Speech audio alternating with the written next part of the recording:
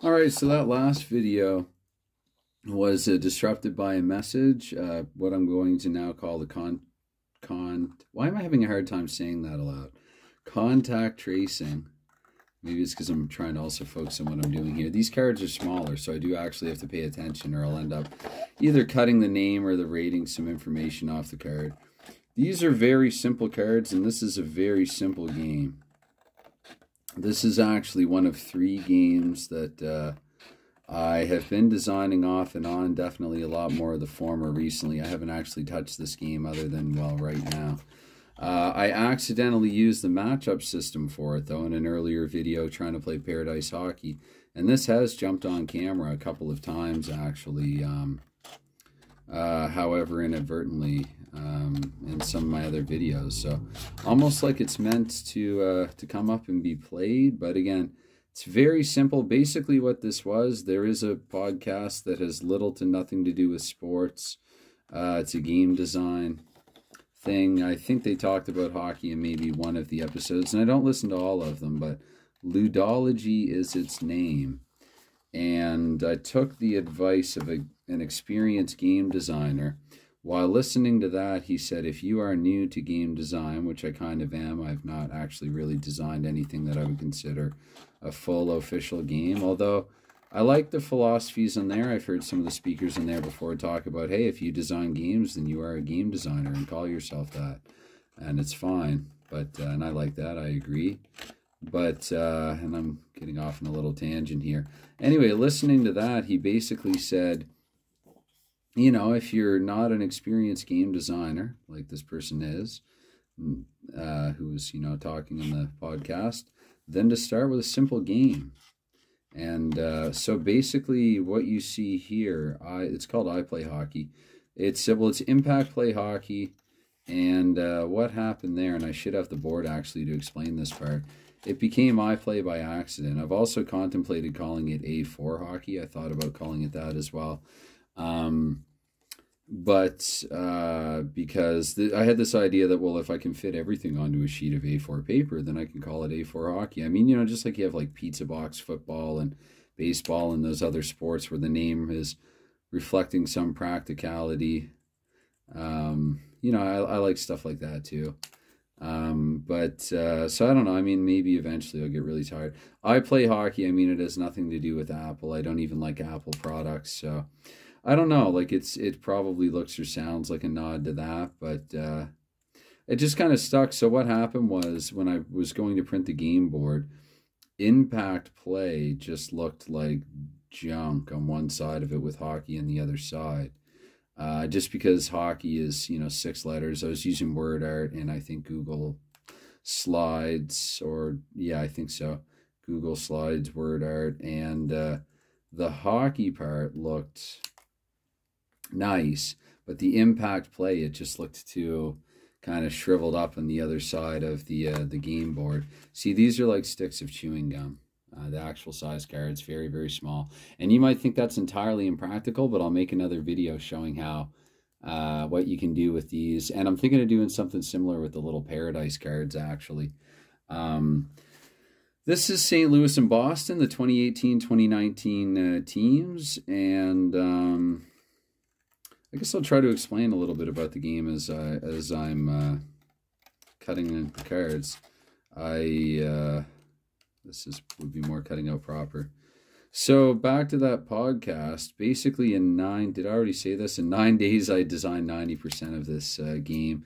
And I've just been sort of dragging my feet on doing the other 10. Like I know what it needs. It needs a penalty chart. It needs what I'd like to call an exceptional events chart, because there are already like special events and rare plays and things like that. So you'll see if you see the 2 E's in the game board, it stands for exceptional events. And yeah, just, you know, I guess quite literally events that are exceptions to the rule, things that don't happen quite as often in a game of hockey. These ratings are very generic though, and if you were to scale this out to a larger project, a team, you know, or a league full of teams and everything like that, there would be a ton of overlap with the ratings. But again, I basically just thought I'd try to try to design a simple game that can actually function, that I can feasibly play my way through and play a hockey game. I've played several practice periods with this one and gotten through the period with surprising relative ease, because I'm pretty critical and analytical of my own stuff when I'm playing it. Sorry, I'm not even on camera there. That's because the way that I sit off to the side of the tripod, and usually I either kind of straddle or spoon it while while I'm, you know, making a video. Anyway, it's because I like you to be able to see what I see, so you're looking how I would look at it from where I normally sit, and I'm kind of off to the side, you know. It's my sacrifice. My sacrifice. Anyway, so this game is pretty simplistic. It's, believe it or not, because people think of Paradise Hockey as a simple game. I think in a lot of ways this is like simplified Paradise Hockey. I really enjoy Paradise Hockey, even if I bit off more than I could chew with a long-term project with it, because I was just getting back into the hobby again and just so excited and so eager, and didn't really, you know, hadn't really found my parameters yet, my comfort zone for it. But I'll tell you this, I like Paradise so much that, not for this game, but for another hockey game that I've also been working on, I actually thought of taking a formula where I can boil down the ratings of the players, and like take all their offensive ratings and boil them down to a singular offensive rating, and all their defensive ratings. You probably get the idea. And just boiling everything down, condensing it all down to just a handful of ratings, and I would actually call it a Paradise mode in the game. So I'd have like a long, like it's a bit longer play, not super long. It's not going to be rinkside hockey, I don't think, or anything like that. And that's not a knock on rinkside hockey. I think rinkside hockey looks terrific, actually. Rinkside hockey makes me want to come into a gajillion dollars tomorrow. Not that I'm greedy at all, but I guess what I'm saying is, if I had, okay, I can go retire now and not worry about anything kind of money, and, you know, and just like nothing but time on my hands. Rinkside hockey actually looks like, if you go and watch Peter Miller's videos that he has on that, Peter Miller, the godfather of YouTube hockey, it might sound almost cliche when I say, well, this channel wouldn't exist if it wasn't for him, but that's actually quite true. Hockey Unreal is kind of what I asked Peter Miller to do, or what I, you know, brought it up with him about a year or so ago, I think, maybe a little longer. And I was like, Peter, you should start doing, you know, playing more regularly and things like that. And I hope he doesn't mind me saying so. This is probably me reaching out to him on Delphi PMs or whatever. And he said, well, I don't think anybody'd be interested in watching me do that. And of course, me being such a geek, I'm thinking, well, I would be interested in that. So now I do what I do here. I make the content, the kind of content that I want to see. I'll be honest, so I don't know if I want to watch and or listen to a video of me cutting up cards, but I just wanted to make one.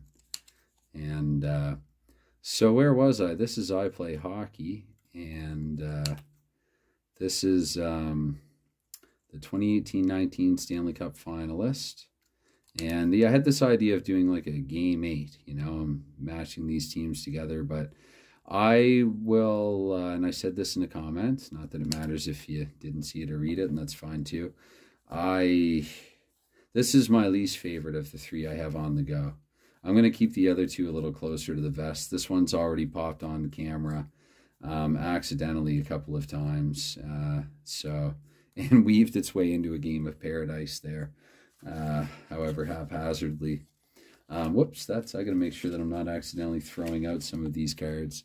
So, yeah, again, this would be a simplified version of Paradise. I guess if I can talk more specifically about, like, I can see actually people not liking it, thinking that it's too simple, and I'd be like, okay, yeah, it is a very simple game. That's, you know, it's fine. I only like it about half the time myself.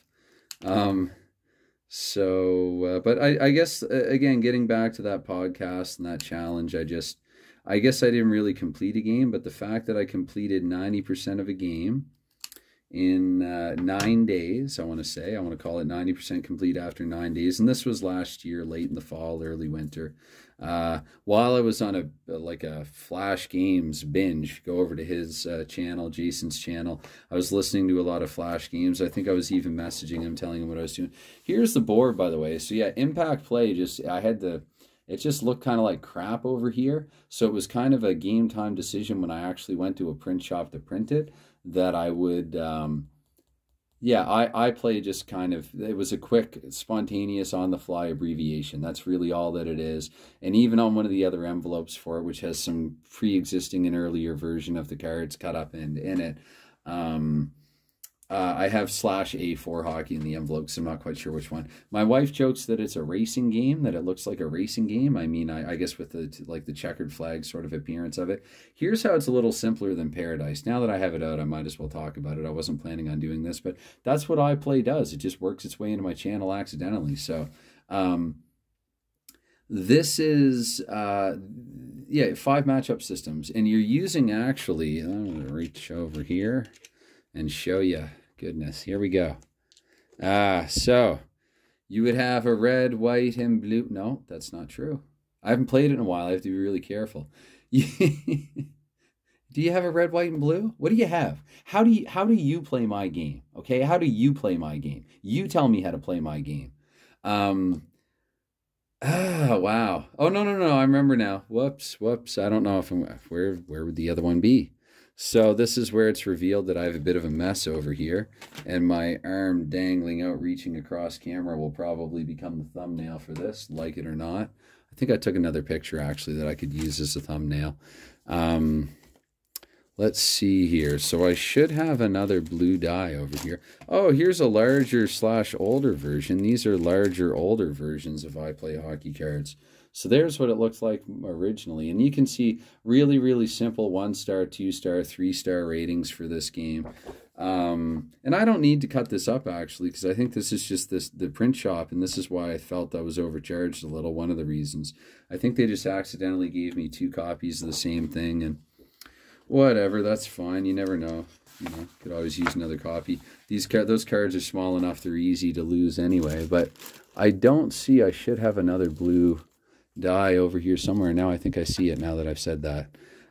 So this is actually, so it's simple, yet it uses 4 dice. And the red one, this is your matchup, and it's, so it aligns with red and red. So let's say I roll a 4, the matchup will be between the visitor left defense and the home right wing. If it's a red one, it's always going to be visitor left wing and home right defense. The idea being that after you play it a bit, you should automatically know, and then if a red 6 comes up, because I hear you asking already if you're paying attention, red 6 is just a lull, and you advance 10 seconds and you begin in the neutral zone again. Though it doesn't say neutral zone on it, I've got a few sections here. This one is possession recovery. This is pressure rev for like reversal. Power play 1, power play 2, player advantage. And this is if you're shorthanded by 1 or shorthanded by 2 players. And so here, again, 6 would be, and so a 6 can really bail you out of some pressure situations. Some people might not like that. They might find it a little gamey, a little random, to which I would say, okay. I'm not saying that like I think this is some great game or anything like that. This was just me taking on the challenge of, I will design a simple game to completion, before I ever finish games that I've spent a lot more time on. And then I only got this one to about 90% complete and then stopped. And gave up on it a few months ago, but I might try to get this one on the go again eventually. Again, really all it needs is like a penalty chart, a special events chart, or an exceptional events chart. That's the 2 E's right here in orange at the bottom. So it needs those 2 things, and then it needs, goodness, now that I'm on the spot and I'm trying to think about it, it needs, goodness, what else does it need? Well, it just needs the I's dotted and the T's crossed and a couple of other things.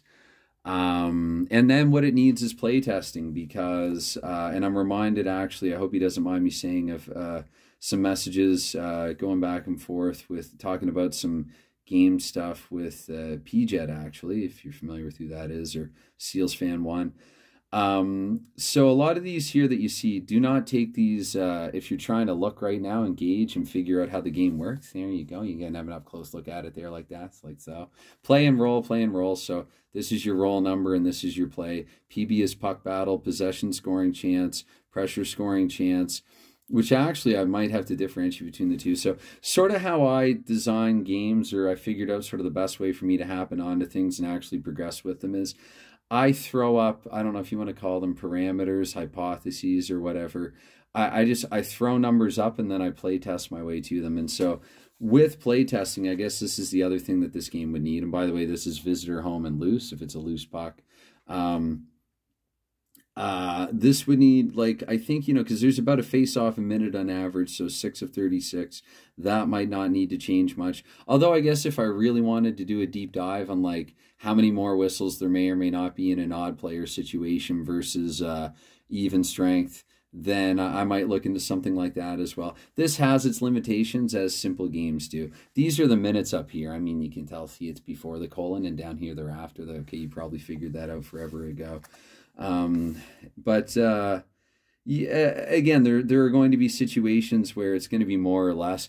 I could definitely see a critic of this game looking at it and going, well, it's just puck battles and puck battles until the cows come home, to which I would say, watch hockey, play hockey.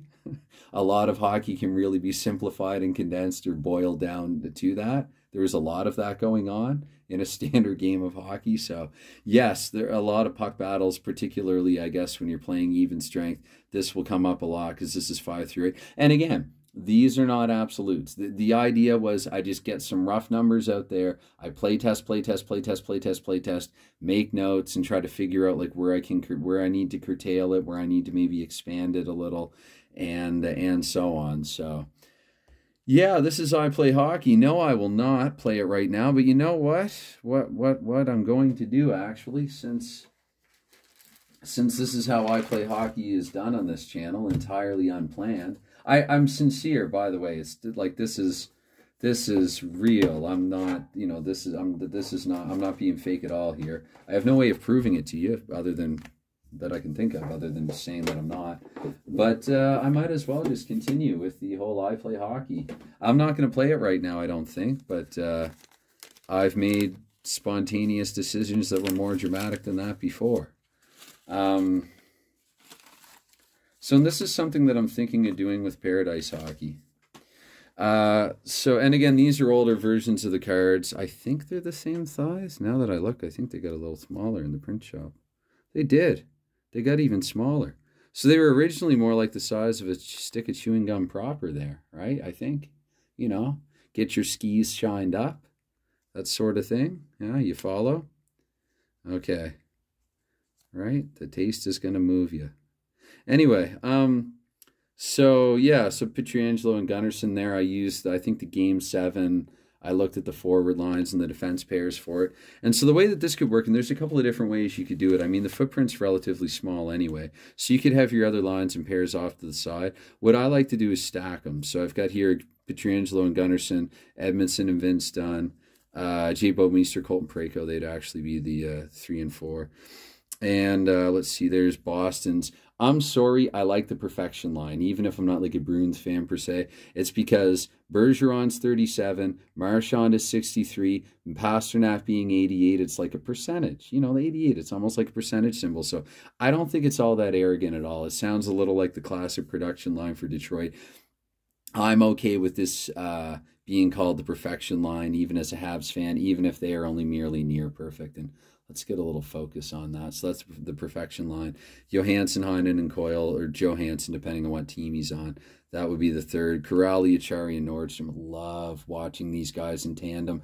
And Chris Wagner, a whole lot of Chris Wagner, but of course he didn't play in that game. So Wagner's not in it. Krug and Carlo there. Krug no longer with Boston. It's funny how much like they change. And I don't know if funny is the word for it, but interesting. There we go. We have DeBrusk. Kuhlman, they had up on the second line there. They were dealing with injury. I remember Backus was watching from the sidelines or from the press box up above. and Krejci there, the center. And so, yeah, so how I have this set up, actually, if Boston, if they were the home team, I'm hypothetically game 8 back in St. Louis because game 7 was in Boston. And so they would go, wait, is that all 4 lines? Yeah. So they would go here like this. I don't have a spot for the goalie, though. But they would go here like this, and they'd be stacked. And so when it's time to change lines, I mean, it's not super quick, but you pick them up and you do that, right? You just got to do that when it comes time to change lines. So, yeah, I would stack those.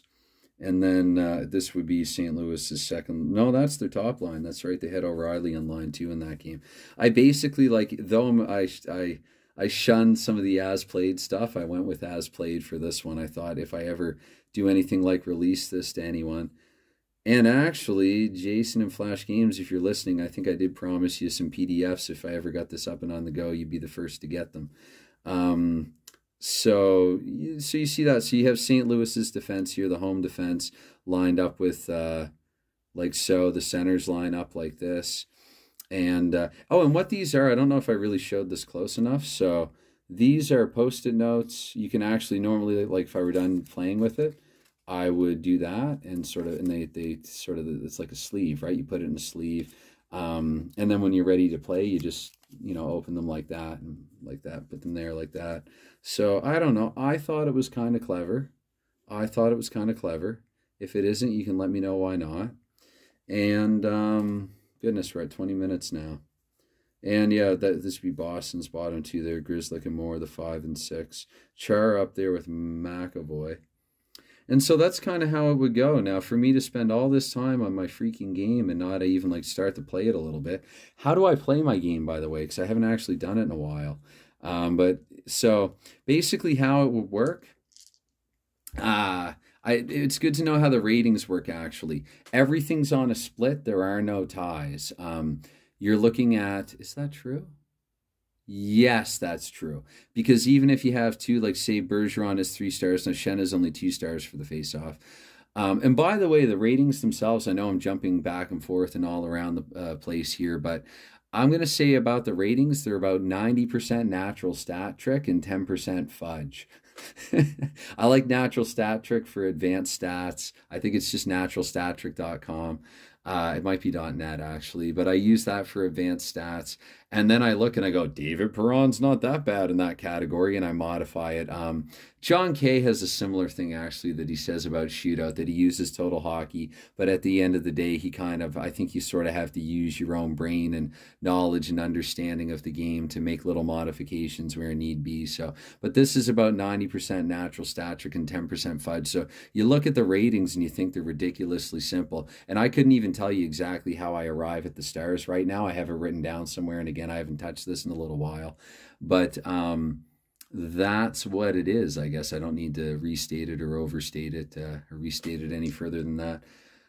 So the split always works, and I should be careful using that word. I know people in the gaming community don't like that word, and I'm not particularly fond of it myself, but like, because they're the visitor, if a 3 comes up, visitor wins.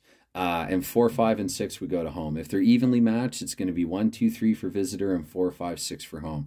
If there's an advantage of 3 stars to 2, let's say, for instance, let me try to find an example. So in a puck battle, Marchand 3 stars to 2, Marchand has a 4-2 split here. 1 to 4, he's going to win that puck battle. 5 and 6, Pietrangelo is going to win it. Again, it's a simple game. Keep that in mind. It's a simple game. For a scoring chance, that one's a little more cluttered, offense and defense. That one, to be honest, if I could rip these cards up now and change anything else about them, that'd probably be the next thing. I had this overall rating thing, which I no longer use, so I gave them a fight rating instead. Most of the fight ratings worked out to only 1 star. I don't care. I don't really like fighting in hockey anyway. I think I'm echoing a couple of other game players and thinking. So as far as I'm concerned, if you want to show how good of a fighter you are, get in the ring. You can make, if you're really that good at it, you can make a lot more money in a lot, not really shorter time, I guess, because you still have to train and get ready for fights and everything like that. But I just feel like that's the better place to do it. You know, I don't want to watch boxers and MMA fighters playing pickup hockey. Actually, that might be kind of fun to watch them play some pickup hockey. You know, just kind of fooling. But you know what I mean, right? I think you get my point. So I like fighting in hockey. Again, I watch enough boxing and MMA that like a lot of fighting in hockey is really sloppy anyway. Guys that don't know what they're doing, and as a result, they get hurt, they break their hands, and just ridiculous stuff can happen sometimes. Not that there aren't some hockey players that I don't think would be good in the ring.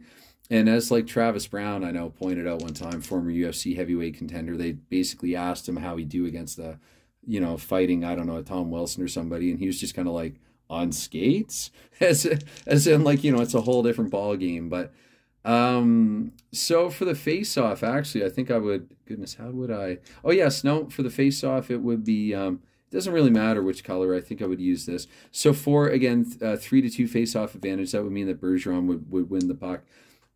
I would use a pawn. Of course, I don't have one right at my disposal, so I'd use a pawn, and I'd say visitor possession, and then I would roll all four, and let's see if I can even remember what the heck is going on here. I'd probably roll them elsewhere. Maybe I'd clear out this little tray full of index cards and other little doohickeys and pawns and status pro cards, and I'd go to it. So 5, that means, and right away, you see the red 5, you're looking to McAvoy and Jaden Schwartz. Oh, and you look at these two here. So 5 is a puck battle. So here, 5 is a puck battle between McAvoy and Schwartz. And, and then this one here. So this is the one that you use for face-off. See how I'm figuring it out on the fly? So even though I had no idea how to play it anymore because it had been a little while, this one's pretty damn easy to figure it out. And if I can say so myself, I think I'm pretty spot on calling this simplified paradise. Again, 9 days, people, 9 days. So, again, to recap, and I know so far all I've done is really drop the puck, but Boston has possession, and so the first big roll, which I'd have another marker here, I'd move it to, so face-off doesn't use any time, but in the first 10 seconds, the impact comes down to a puck battle here, 5 between McAvoy and Jaden Schwartz. And that doesn't mean during that 10 seconds that the puck didn't change hands, that it didn't, it could have been, okay, Bergeron with a touch, Schenn gives him a nudge or whatever. The puck slides back to Marchand. Marchand slides it over, or maybe, goodness, let me see here. I guess just across through the neutral zone to McAvoy, and then hacks Pietrangelo's skate as he's going by or something like that. And, so, and then should leave opinions out of it, but not that it isn't based on observation. But so here again, the 4, that would mean actually, because it's visitor home, and this is something I'd go back and forth on. So a puck battle, Schwartz is a 3, McAvoy has a 2. Here I think it's pretty straightforward. 3 through 6, Schwartz would win the puck battle. So he's actually going to have possession here. So we're still in the neutral zone. So St. Louis has taken possession actually from Boston. And yeah, you have to, so in 10 seconds for that. And again, in real time, if I'm not stopping and blah, blah, blah, blah, blah, blah, blah, explaining everything, then I think that becomes a little more straightforward. So, so we're 10 in, and Schwartz, and I probably have a third marker here for Schwartz. There it is, having possession of the puck. All right. So here, this time, it's a 4, and so right away, again, it might have changed hands in between, but in another 10 seconds, I think I had to try to remind myself always roll in advance time first. We have a number 4 here, and we look here, and it's a 4. It's actually going to be a face-off 20 seconds in because of this 4. So, so 20 seconds in here, we're getting a face-off, and that sort of negates the red die there in that one. Actually, sorry, I roll only this for the face-off first. That means actually Schenn's going to win the draw because of the 6. So again, he would still have like a 2 out of 6 chance. Again, simple game, simple. Keep that in mind.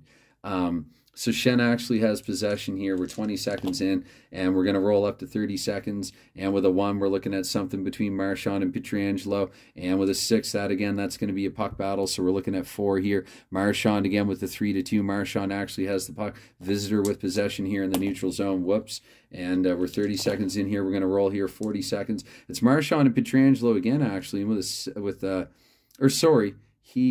am I doing here? So he has possession, and so they're battling once again. This time Marchand wins it, but this time he would advance actually what's called, and again, this is very abstract. Pressure, basically, you can assume that they've gained the zone, that they are in St. Louis's end, and they're getting ready. They're trying to create a scoring chance.